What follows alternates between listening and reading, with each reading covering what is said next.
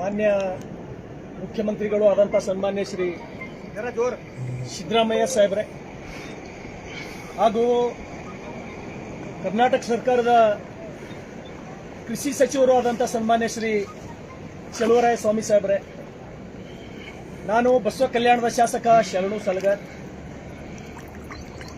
ಹುಲ್ಸೂರು ಗ್ರಾಮದ ಹುಲ್ಸೂರು ಪಟ್ಟಣದ ಹುಲ್ಸೂರು ತಾಲೂಕಿನ ನಮ್ಮ ರೈತರ ತೊಗರಿ ಬೆಳೆಯಲ್ಲಿ ನಾನು ವೀಕ್ಷಣೆಯನ್ನ ಮಾಡಿ ಏನೋ ರೈತರಿಗೆ ಸಾಂತ್ವನ ಹೇಳಬೇಕು ಅಂತೇಳಿ ನಾನು ಬಂದಿದ್ದೆ.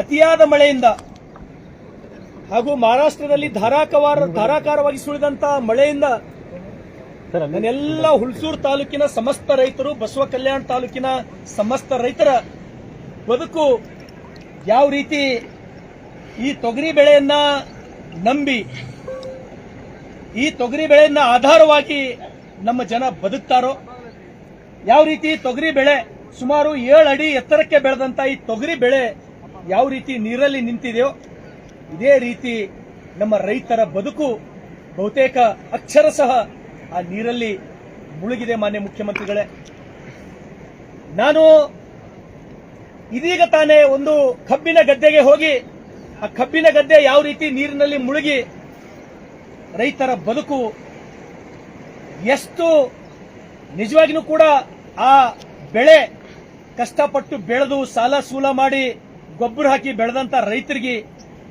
ಎಷ್ಟು ಕಷ್ಟ ಆಗ್ಬೋದು ಅಂತಕ್ಕಂಥದ್ದನ್ನ ನಾನು ಈಗಾಗಲೇ ನಿಮ್ಗೆ ತೋರಿಸಿದ್ದೇನೆ. ಈ ಭಾಗದ ರೈತರು ಕಲ್ಯಾಣ ಕರ್ನಾಟಕ, ಉತ್ತರ ಕರ್ನಾಟಕ, ವಿಶೇಷವಾಗಿ ಬೀದರ್ ಜಿಲ್ಲೆ, ಕಲಬುರಗಿ ಜಿಲ್ಲೆ, ಯಾದಗಿರಿ ಜಿಲ್ಲೆ, ನಮ್ಮ ರೈತರ ಬದುಕು ಯಾವುದರ ಮೇಲೆ ಅವಲಂಬನೆ ಆಗಿದೆ ಅಂದ್ರೆ ಈ ತೊಗರಿ ಮೇಲೆ ಮಾತ್ರ. ಮಾನ್ಯ ಮುಖ್ಯಮಂತ್ರಿಗಳೇ, ನಾನು ವಿನಂತಿಯನ್ನು ಮಾಡ್ತೇನೆ, ಒಂದು ವೇಳೆ ಈ ತೊಗರಿ ಹೋಯ್ತು, ನಮ್ಮ ರೈತರ ಬದುಕು ಮುಗಿತು. ನಮ್ಮ ತೊಗರಿ ಬರೀ ಒಂದು ಸ್ವಲ್ಪ ನೀರು ಹತ್ತಂದ್ರೂ ಇದು ಬಿಸಿಲು ಬಿತ್ತಂದ್ರೆ ಕೆಂಪುಗಾಗಿ ಹೋಗ್ತದ. ಇವತ್ತ ಸುಮಾರು 5 ಅಡಿ ನೀರೊಳಗೆ ನಿಂತಂತ ತೊಗರಿ ಬೆಳೆ ಏನಾಗಬಹುದು ಅಂತಕ್ಕಂಥದ್ದು ತಾವು ಕಲ್ಪನೆ ಮಾಡ್ಕೊಳ್ರಿ. ನಾನು ವಿನಂತಿಯನ್ನು ಮಾಡ್ತೇನೆ, ಒಳ್ಳೆ ಬೆಳೆ ಒಳ್ಳೆ ಮಳೆ ಆದ್ರೂ ಕೂಡ ನಮ್ಮ ರೈತರಿಗೆ ಕಷ್ಟ ತಪ್ಪಿದ್ದಲ್ಲ, ನಮ್ಮ ರೈತರಿಗೆ ಸುಖ ಇಲ್ಲ. ಈ ಭಾಗದ ರೈತರಿಗೆ ಒಳ್ಳೆ ಬೆಳೆ ಒಳ್ಳೆ ಮಳೆ ಆದ್ರೂ ಕೂಡ ಈ ಸಲ ಅತಿಯಾದ ಮಳೆಯಿಂದ, ವಿಪರೀತ ಮಳೆಯಿಂದ ರೈತರ ಬದುಕು ಬರಡಾಗಿದೆ. ನಾನು ಸಂಬಂಧಪಟ್ಟಂತಹ ಕಂದಾಯ ಇಲಾಖೆಯ ಅಧಿಕಾರಿಗಳಿಗೆ ಜೊತೆಯಲ್ಲಿ ಕರ್ಕೊಂಡು ಈ ಹೊಲದ ಮಾಲೀಕರಾದಂತಹ ರೈತರಿಗೆ ಸಂಗಡ ಕರ್ಕೊಂಡ್ಬಂದು ನಾನು ಈಗ ತಮಗೆ ತೋರಿಸ್ತಕ್ಕಂತ ಪ್ರಯತ್ನ ಮಾಡಿದ್ದೇನೆ. ಇದು ಒಂದು ಭಾಗ ಅಷ್ಟೇ. ಸಮಸ್ತ ಬಸವ ಕಲ್ಯಾಣದ ಎಲ್ಲ ಬೆಳೆ ಈ ಸಲ ನೀರಲ್ಲಿ ಮುಳುಗೋಗಿದೆ. ಆ ಏನು ಉದ್ದ ಹೆಸರ ರಾಶಿ ಆದ್ರೂ ಕೂಡ ಆ ರಾಶಿ ಒಯ್ದು ದನದ ಎದುರು ಇಟ್ಟರೂ ಕೂಡ ಇಂತಕ್ಕಂಥ ಪರಿಸ್ಥಿತಿ ಇಲ್ಲ.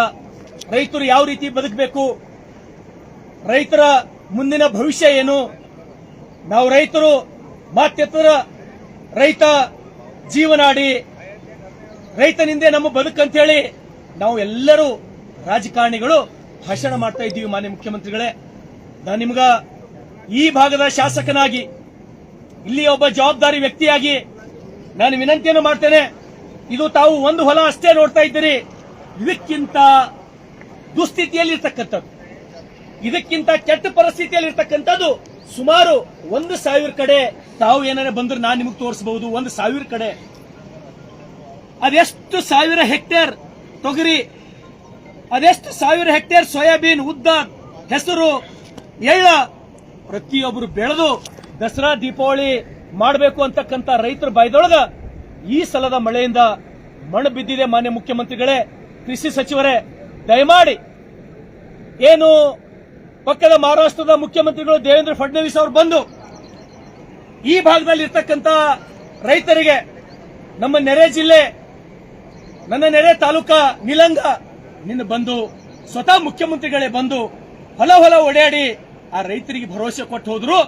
2,000 ಕೋಟಿ ಪರಿಹಾರ ಕೊಡ್ತಕ್ಕಂಥ ಕೆಲಸ ಈ 2 ಜಿಲ್ಲೆಗೆ ನಾನು ಮಾಡ್ತೀನಿ ಅಂತ ಹೇಳಿ, ನೀವು ಪರಿಹಾರ ಎಷ್ಟು ಕೂಡ ನಂತರ ಅದು ತಾವು ಬರೇ ಬೆಂಗಳೂರಿಗೆ ಸೀಮಿತವಾಗದೆ, ನಿಮ್ಮ ಎಲ್ಲ ಮಂತ್ರಿಗಳು ಬೆಂಗಳೂರಿನ ಮಂತ್ರಿಗಳಾಗದೆ ಈ ಭಾಗಕ್ಕೆ ಅವ್ರು ಬರಲಿ, ಹೊಲ ಒಡೆಯಾಡಿ ನೋಡ್ಲಿ ರೈತರ ಪರಿಸ್ಥಿತಿ ಏನಾಗ್ಯದ. ನೀವು ನಿಜವಾಗಿ ನೋಡಿದ್ರೆ ಮಾತ್ರ ಗೊತ್ತಾಗ್ತದೆ. ಮುಖ್ಯಮಂತ್ರಿಗಳೇ, ನಾನು ನೀರೊಳಗೆ ನಿಂತೀನಿ, ಮತ್ತೆ ಮಳಿ ಪ್ರಾರಂಭ ಅದ, ಮತ್ತೆ ಮಳಿ ನಿರಂತರ ಚಾಲು ಅದ. ಮುಖ್ಯಮಂತ್ರಿಗಳಿಗೆ ನನಗೆ ವಯಸ್ಸು 50, ಇಂಥ ಮಳೆ ಎಂದು ನಾನು ಬಂದಿದ್ದು ಎಂದೂ ನೋಡೇ ಇಲ್ಲ. ಅಷ್ಟು ಧಾರಾಕಾರ ಮಳೆ. ನಮ್ಮ ಹಿರಿಯರು ಹೇಳ್ತಾ ಇದ್ರು, ಆ 1972 ಬರಗಾಲ ಇದಕ್ಕಿನ್ನ ಗುಣಪ ಅಂತ ಹೇಳ್ತಿರು. ಅಂತ ಹಸಿ ಬರಗಾಲ ನಮ್ಮ ಭಾಗ ಹಸಿ ಬರಗಾಲಕ್ಕೆ ಒಳಗಾಗಿದ್ದಾರೆ. ಹಾಗಾಗಿ ತಾವು ನೋಡ್ರಿ, ನೀವು ಎಲ್ಲಿ ತನ ಹೋದ್ರೂ ಕೂಡ ಈ ರೀತಿ ಈ ತೊಗರಿ ಬಿಟ್ಟರೆ ನಮ್ಮ ರೈತರಿಗೆ ಬದುಕೇ ಇಲ್ಲ. ಇದು ಒಂದೇ ನಮಗೆ ಏನಾರ 4 ದುಡ್ಡು ಕೊಡ್ತಕ್ಕಂತ ಬೆಳೆ. ಬರೀ ಬಸವ ಕಲ್ಯಾಣ ಅಷ್ಟೇ ಅಲ್ಲ, ಹುಣಸೂರು ಅಷ್ಟೇ ಅಲ್ಲ, ಬೀದರ್ ಜಿಲ್ಲೆ ಪರಿಸ್ಥಿತಿ ಇದೆ. ಎಲ್ಲೂ ನೀವು ಹೋರಿ, ಆ ಕಬ್ಬು ಒಂದು ಬಿಟ್ರೆ ಎಲ್ಲಾ ಬೆಳೆಗಳು ಈ ಸಲ ಸಂಪೂರ್ಣ ನಾಶ ಆಗಿ ಹೋಗಿದೆ. ರೈತರಿಗೆ ದಯಮಾಡಿ ಇನ್ನೇನು ಒಂದು ವೇಳೆ ತಾವು ಒಂದು ನಿಗದಿತ ಸಮಯದಲ್ಲಿ ತಾವಾಗಲಿ, ತಮ್ಮ ಸಂಬಂಧಪಟ್ಟಂತ ಕೃಷಿ ಸಚಿವರಾಗಲಿ, ಕಂದಾಯ ಇಲಾಖೆಯ ಅಧಿಕಾರಿಗಳಾಗಲಿ, ತಾವು ಬಂದು ನೋಡಿ ಇಲ್ಲಿನ ಪರಿಸ್ಥಿತಿ ಅಥವಾ ಶರಣು ಸಲಗರ್ ಇಲ್ಲಿ ಹೇಳಿದ್ದು ನಿಜಾನೋ ಅಥವಾ ಇಲ್ಲೋ, ಇಲ್ಲಿ ಎಷ್ಟು ಮಿಲಿಮೀಟರ್ ಮಳೆ ಬೇಕಾಗಿತ್ತು ವರ್ಷಕ್ಕೆ, ಎಷ್ಟು ಮಿಲಿಮೀಟರ್ ಮಳೆ ಜಾಸ್ತಿ ಆಗಿದೆ, ಅದೆಷ್ಟು ಜನರ ರೈತರು ಬದುಕು ಬರಡಾಗಿದೆ ಅಂತಕ್ಕಂಥದ್ದು ತಾವು ಒಂದು ವೇಳೆ ಬಂದು ನೋಡಿದ್ರೆ ಮಾತ್ರ. ಮುಖ್ಯಮಂತ್ರಿಗಳೇ, ತಾವು ಇಲ್ಲಿ ಬಂದ್ರೆ ನೀವು ಕಣ್ಣೀರು ಹಾಕ್ತೀರಿ. ನನಗೆ ಗೊತ್ತದ, ತಾವು ಒಬ್ಬ ರೈತನ ಮಗ, ತಾವು ಬಡತನದ ಮನೆಯಿಂದ ಬಂದವರು. ನೀವು ಒಂದು ಕಡೆ ರೈತರಿಗೆ ಉಳಿಸ್ತಕ್ಕಂತ ಪ್ರಯತ್ನ ಮಾಡಿಲ್ಲ ಅಂದ್ರೆ ಯಾರು ರೈತರಿಗೆ ಉಳಿಸಬೇಕು? ಹಾಗಾಗಿ ನಾನು ನಿಮಗೆ ಕೈ ಮುಗಿದು ವಿನಂತಿಯನ್ನು ಮಾಡ್ತೇನೆ, ಒಂದು ವೇಳೆ ಈ ಸಲ ಬಂದು ನೀವು ನಮ್ಮ ರೈತರಿಗೆ ಸಮಂಜಸವಾದಂತಹ ಪರಿಹಾರ, ಎಲ್ಲ ರೈತರು ಈ ಸಲ ಇನ್ಶೂರೆನ್ಸ್ ಕಟ್ಟ್ಯಾರ, 4 ವರ್ಷದಿಂದ ಇನ್ಶೂರೆನ್ಸ್ ಕಟ್ಕೋತಾ ಬಂದಾರ. ಒಂದು ಇನ್ಶೂರೆನ್ಸ್ ಕಂಪನಿಯಿಂದ ರೈತರಿಗೆ ಇನ್ಶೂರೆನ್ಸ್ ಸಿಕ್ಕಿಲ್ಲ. ಆ ನಿಯಮಗಳು, ಸರ್ಕಾರದ ನಿಯಮಗಳು, ಆ ಇನ್ಶೂರೆನ್ಸ್ ಕಂಪನಿಯ ನಿಯಮಗಳು ರೈತರಿಗೆ ಕುತ್ತಿಗೆ ಒತ್ತಕ್ಕಂತ ನಿಯಮಗಳು ವಿನ ರೈತರಿಗೆ ಬದುಕತಕ್ಕಂತ ಯಾವ ನಿಯಮಗಳು ಇಲ್ಲ. ಹಾಗೆ ಆ ನಿಯಮದೊಳಗೆ ಬದಲಾವಣೆ ಆಗಬೇಕು. ಇನ್ಶೂರೆನ್ಸ್ ಕಂಪನಿದವ್ರು ಬರ್ತಾರ, ಇಲ್ಲಿ ಬರ್ತಾರ, ಅವರು ಈ ಪ್ಲಾಟ್ ಆಯ್ಕೆ ಮಾಡ್ಕೋತಾರ. ಈ ಸಲ ಏನು ಬೆಳೆ ಹಾಳಾಗ್ಯದ ಅದಕ್ಕೆ ಅವ್ರು ಪರಿಹಾರ ಕೊಡಬೇಕು. ಅವ್ರದ್ದು ಹಂಗಿಲ್ಲ. ಕ್ರಾಪ್ ಕಟಿಂಗ್ ಎಕ್ಸ್ಪೀರಿಯನ್ಸ್ ಮಾಡ್ತಾರೆ, 7 ವರ್ಷದಿಂದ ಮಾಡ್ತಾರೆ. 7 ವರ್ಷದಿಂದ ಮಾಡಿ ನೀವು ಇನ್ಶೂರೆನ್ಸ್ ಈ ರೈತರಿಗೆ ಕೊಟ್ಟು ಯಾವ ರೀತಿ ನ್ಯಾಯ ನೀವು ಕೊಡಬಹುದು? ಹಾಗಾಗಿ ದಯಮಾಡಿ ಆ ಮಾನದಂಡಗಳನ್ನ, ಆ ನಿಯಮಗಳನ್ನ, ರೈತರ ಉತ್ತಮ ಬದುಕಿಗಾಗಿ ರೈತರ ಮೇಲೆ ನಿಮಗೆ ಏನಾರ ಕಾಳಜಿ ಇದ್ದರೆ ದಯಮಾಡಿ ಬದಲಾವಣೆ ಮಾಡ್ರಿ. ದಯಜೋಡಿಸಿ ವಿನಂತಿಯನ್ನ ಮಾಡ್ತೇನೆ. ಸಮಸ್ತ ಬಸವ ಕಲ್ಯಾಣದ ರೈತರ ಪರವಾಗಿ, ಸಮಸ್ತ ಬೀದರ್ ಜಿಲ್ಲೆ ರೈತರ ಪರವಾಗಿ ಬಹುತೇಕ ನನ್ನ ಧ್ವನಿ, ನನ್ನ ಕಳಕಳಿ, ನನ್ನ ಆವಾಜ್ ನಿಮಗೆ ಮುಡ್ತದ ಅಥವಾ ಯಾವುದೇ ಅಧಿಕಾರಿಗಳು ಮಾಧ್ಯಮದ ಮುಖಾಂತರ ನಿಮಗೆ ಮುಡ್ತದ? ಯಾವ ರೀತಿ ತೊಗರಿ ನೀರಾಗಿ ನಿಂತದೋ ಇದೇ ರೀತಿ ನಮ್ಮ ರೈತರ ಬದುಕು ನೀರಾಗಿ ಮುಳುಗ್ ಹೋಗ್ಯದ ಮಾನ್ಯ ಮುಖ್ಯಮಂತ್ರಿಗಳೇ.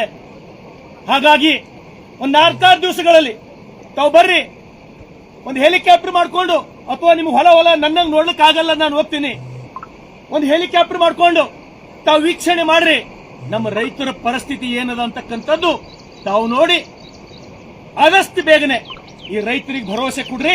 ನಿಮ್ ಹಿಂದೆ ನಾನಿದ್ದೀನಿ, ನಿಮಗೆ ಪರಿಹಾರ ಕೊಡ್ತೀನಿ, ನಿಮಗೆ ಇನ್ಶೂರೆನ್ಸ್ ಕೊಟ್ಟಕ್ಕಂತ ಕೆಲಸ ಮಾಡ್ತೀನಿ ಅಂತ ಹೇಳಿ ನೀವು ಬಂದು ಭರವಸೆ ಕೊಟ್ಟರೆ ಮಾತ್ರ ನಮ್ಮ ರೈತರು ಬದುಕಬಲ್ಲರು ಮಾನ್ಯ ಮುಖ್ಯಮಂತ್ರಿಗಳೇ. ಹಾಗಾಗಿ ನಾನು ಮತ್ತೊಮ್ಮೆ ನಿಮ್ಗೆ ಕೈ ಜೋಡಿಸಿ ವಿನಂತಿಯನ್ನು ಮಾಡ್ತೇನೆ. ಆ ರೈತರಿಗೆ ಕಾಪಾಡ್ತಕ್ಕಂತ ಕೆಲಸ ನಿಮ್ಮಿಂದ ಆಗಬೇಕು. ನಾನು ಒಬ್ಬನೇ ಬಂದಿಲ್ಲ, ಇನ್ನೂ ಸಾಕಷ್ಟು ಅಧಿಕಾರಿಗಳು, ತಾಲೂಕ್ ಪಂಚಾಯತಿಯ ಕಂದಾಯ ಇಲಾಖೆಯ ಸಾಕಷ್ಟು ಅಧಿಕಾರಿಗಳು ಅವ್ರಿಗೆ ಒಳಗೆ ಬರಲ್ಲ ಅನ್ನೋ ಕಾರಣಕ್ಕೆ ಅವ್ರು ಬಂದಿಲ್ಲ. ನಾನೆಲ್ಲ ನನ್ನ ಟೀಮ್ ಜೊತೆ ಬಂದಿನಿ. ನಿಮ್ಗೆ ಕೈ ಮುಗಿತೀನಿ. ಆದಷ್ಟು ಜಲ್ದಿ ನನ್ನ ಧ್ವನಿ ನಿಮಗೆ ಕೇಳ್ತದ ಅಂತ ಹೇಳಿ ತಿಳ್ಕೊತೀನಿ. ನಾನು ಆದಷ್ಟು ಬೇಗನೆ ಇವತ್ತ ನಮ್ಮ ಕಂದಾಯ ಸಚಿವರಾದಂತ ಕೃಷ್ಣ ಬೈರೇಗೌಡರು, ಕೃಷಿ ಸಚಿವರಾದಂತ ಚಲುವರಾಯಸ್ವಾಮಿ ಅವ್ರಿಗೆ ಮುಂದೆ ಕಳಿಸ್ರಿ. ಇಲ್ಲಿನ ಪರಿಸ್ಥಿತಿ ಏನಾಗಿದೆ ನೋಡ್ರಿ. ಮತ್ತೆ ಧಾರಾಕಾರ ಮಳೆ ಈ ಭಾಗದೊಳಗೆ ಕಳೆದ ಸಲ ಮೇ ತಿಂಗಳದೊಳಗ ಪ್ರಾರಂಭ ಆದಂತ ಮಳೆ ಇವತ್ತಿಗೂ ಮಳೆ ಪ್ರಾರಂಭದ ಸತತ 5 ತಿಂಗಳಿಂದ ಮಳೆ. ಹಾಗಾಗಿ ಆದಷ್ಟು ಬೇಗನೆ ಬಂದು ಈ ರೈತರಿಗೆ ಭರವಸೆ ಕೊಟ್ಟು, ಒಂದು ಎಕರೆಗೆ ನಾನು ಜಾಸ್ತಿ ಕೇಳ್ತಾ ಇಲ್ಲ, ಒಂದು ಎಕರೆಗೆ ಒಂದು 25,000 ಕೊಟ್ಟರೆ ನಮ್ಮ ರೈತರು ನಿಟ್ಟುಸಿರು ಬಿಡಬಹುದು, ಬದುಕಬಹುದು, ಸರ್ಕಾರದ ಮೇಲೆ ಭರವಸೆ ಇಟ್ಕೋಬಹುದು. ತಾವೇನಾದ್ರೂ ಮಾನ್ಯ ಮುಖ್ಯಮಂತ್ರಿಗಳೇ ಈ ಸಲ ಬಂದು ರೈತರಿಗೆ ಪರಿಹಾರ ಕೊಡ್ತಕ್ಕಂತ ಕೆಲಸ, ಆ ಇನ್ಶೂರೆನ್ಸ್ ಕಂಪನಿಗಳಿಂದ ಇನ್ಸೂರೆನ್ಸ್ ಕೊಡ್ತಕ್ಕಂಥ ಕೆಲಸ ತಾವೇನಾದರೂ ಸಮರ್ಪಕವಾಗಿ ಮಾಡಿದ್ರ ನನ್ನ ಭಾಗದ ರೈತರಿಗೆ ತಾವು ದೇವರ ಕಾಣ್ತೀರಿ ಮಾನ್ಯ ಮುಖ್ಯಮಂತ್ರಿಗಳೇ. ಹಾಗಾಗಿ ನಿಮ್ಗ ಸಮಸ್ತ ರೈತರ ಪರವಾಗಿ ನಾನು ವಿನಂತಿಯನ್ನ ಮಾಡ್ತೇನೆ, ತಾವು ಆದಷ್ಟು ಬೇಗನೆ ಬಂದು ನನ್ನ ರೈತರಿಗೆ ನ್ಯಾಯ ಕೊಡಿಸ್ತಕ್ಕಂಥ ಕೆಲಸ ನಿಮ್ಮಿಂದ ಆಗಲಿ. ಧನ್ಯವಾದಗಳು.